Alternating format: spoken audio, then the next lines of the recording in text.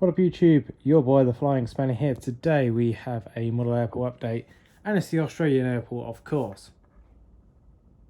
Hang on. It's ready. Finally, I've managed to get the Australian airport ready. You can be removed. Please remove yourself. You're just going to one up here, that so you're just going to jump up again. So, in this update we have finally the ready Australian airport. So the last time you probably saw it, I laid the grass and done all the markings and everything, but not much else probably would have been done. I definitely know the terminal wasn't finished, and well, there wasn't really anything, no progress for months really on this airport. I got really stuck down and just kind of demotivated in a way. And weirdly enough, I just want to apologise for not doing any airport updates the past few Fridays. I have been on a course which is towards an engineering licence, so I've been very busy revising that. I had the exam today and it felt like it went all right, so I've been busy studying that, so that's the reason why there's been no updates. On the side of that, I did a course back in the back end of January, and I finally got the motivation for some reason to do the terminal. So that kind of motivated me to do the terminal. I thought, wow, actually I've done that. It took me ages then, well, about a month or so after I finished the terminal, to make the walkway. Once the walkway was done, once again took ages, probably about another few weeks to get the car park finished. So, with that said, before I do an overview, I'm going to do the quick update that this airport is for. Oh, that's a battery, you're not going to plug that. So we have 2 aircraft on the airport. We can have a maximum of 4 aircraft on their stands.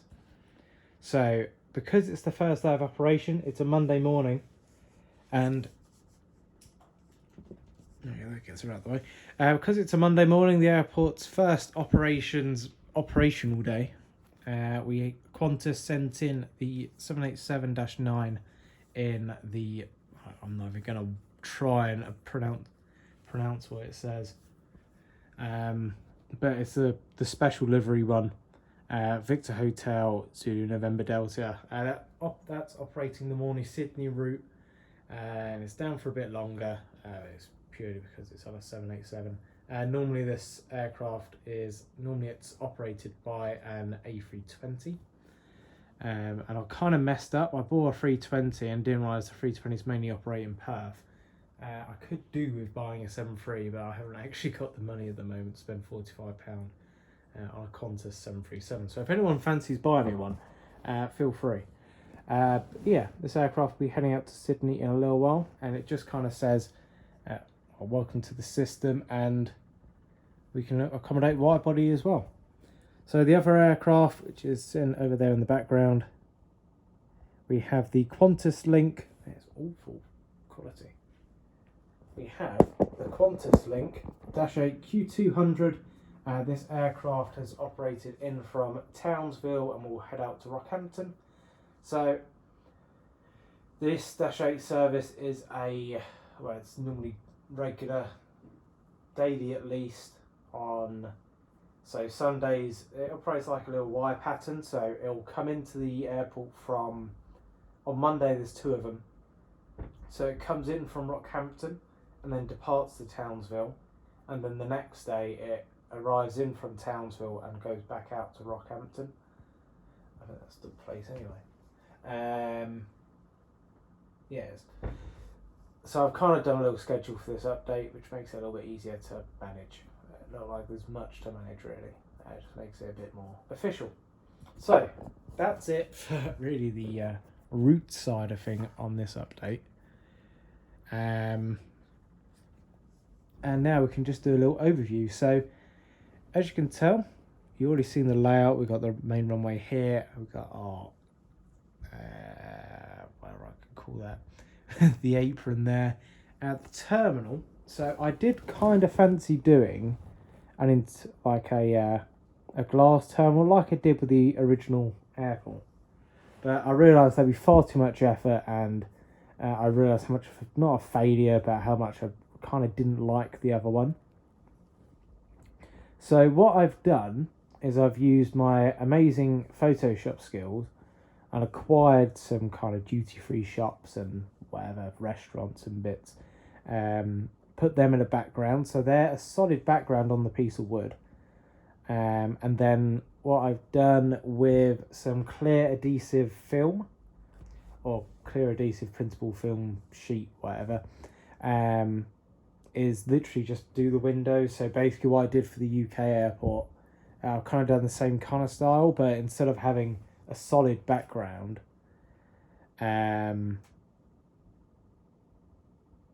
instead of doing a solid background, I've kind of done something with shops and everything, which I'd quite like to do for the UK version. Now I've done it with this one, because I think it does look very good. I do like it, and especially from this kind of view, I'm really happy with the outcome. And then if we go down to there, there's like little advertising boards, and that's kind of the walkway to the walkway down here. So a quick overview of the terminal. If I can go back to 2 times. So basically how it's laid out, we have departures over here, arrivals over here. So the main departure hall is kind of on the upper floor, so the baggage hall's underneath, up here, and then down here, and then it kind of goes like a corridor in a way, round and down through here onto this walkway. This walkway is what would be 12 meters wide in real reality. 12 meters wide in reality, and there's a segregated corridor kind of thing for arriving passengers. So because it is an international terminal, it doesn't just operate. So we have Air New Zealand come in from New Zealand. I don't quite know if there's too much border control. Someone in Australia or New Zealand could put some light on, it'd be great. Whether Australian and New Zealand people coming in from, say, New Zealand, do they need to go through immigration to get into Australia, or is it kind of like before Brexit, the UK going to Europe, where you still go through immigration? I suppose that's still the same. Basically, is New Zealand like a domestic service, so it's just like a bus travel, or do you have to go through immigration and passport control? Is what I'm getting at. Yeah, there's that corridor, and then there's like a kind of a waiting area for the gate, which is all there.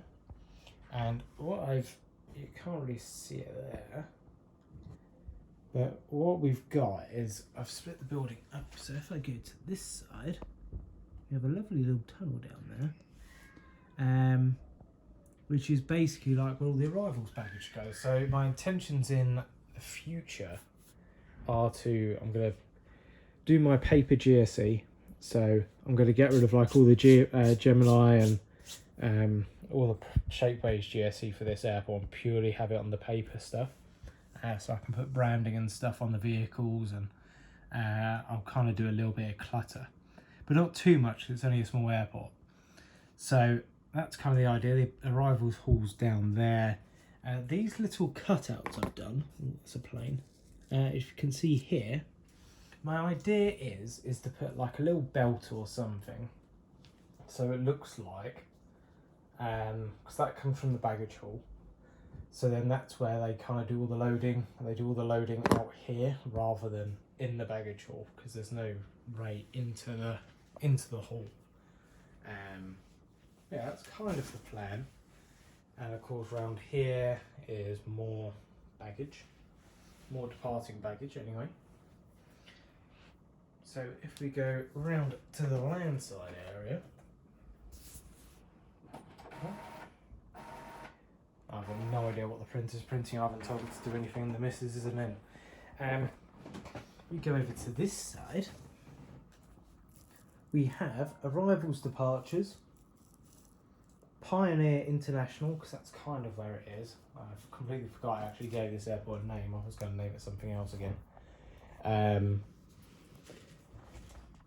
But we've got arrivals, departures. I would quite like to get some 1 to 400 people and start putting them around somewhere and putting like information boards. Eventually, what I'm going to do is, so these are the all these grey bits are pathways, is put some shelter over the top of them, because I know Australia gets really blooming hot in the summer. So what we have is a car park. These are little things I should have done before I did the update, but I couldn't wait any longer. There's going to be a little grass strip here, so that's why that isn't actually labelled out.